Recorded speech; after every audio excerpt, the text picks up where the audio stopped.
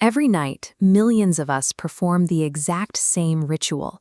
We walk down the hall, turn the deadbolt, and listen for the click.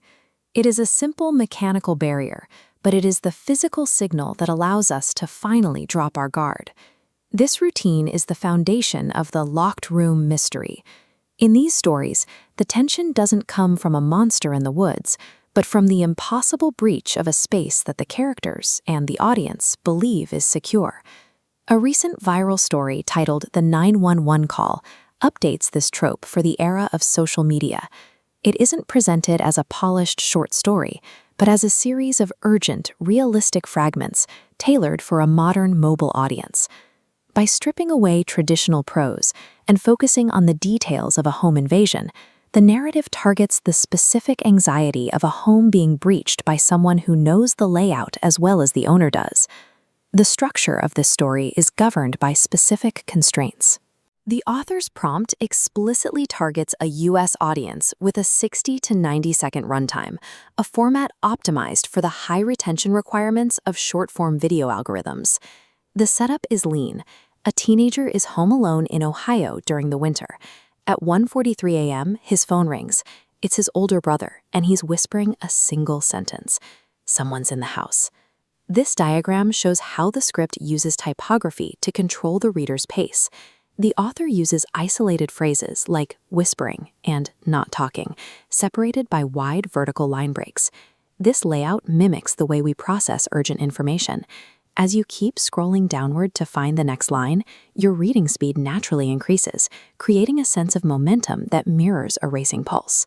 This formatting ensures the viewer stays engaged with the text by never allowing the eye to rest on a long paragraph, pulling them deeper into the story before they can swipe away.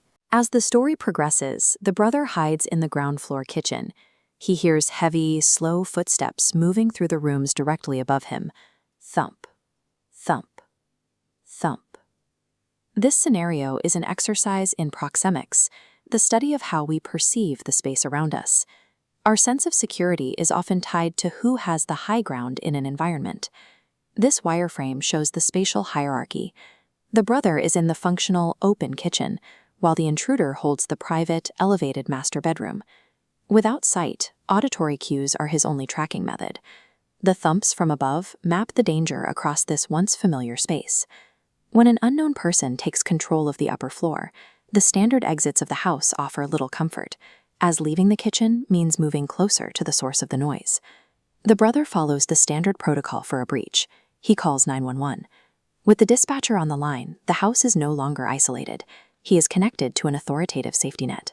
But the spatial reality of the house creates a conflict.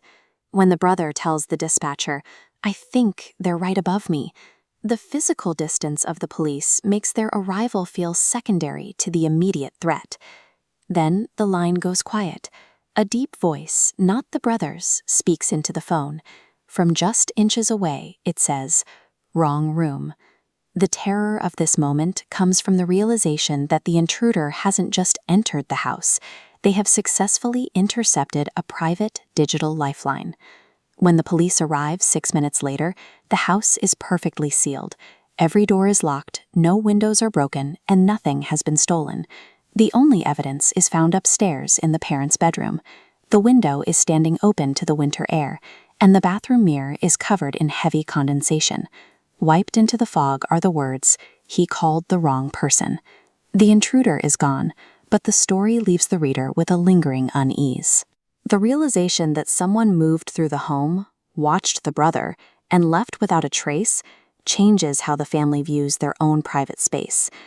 The story concludes with a final question directed at the viewer. Would you stay in that house? This question creates a feedback loop. By asking for a direct response, the author encourages a high volume of comments. This interaction signals to the algorithm that the content is engaging, which pushes the video to a wider audience. Beyond the algorithm, the question forces the viewer to pause. You have to mentally place yourself in the kitchen, listening to those footsteps above you. Viral horror succeeds not through gore, but by taking the places where we feel most secure and making us imagine exactly what it would feel like if those walls failed to protect us.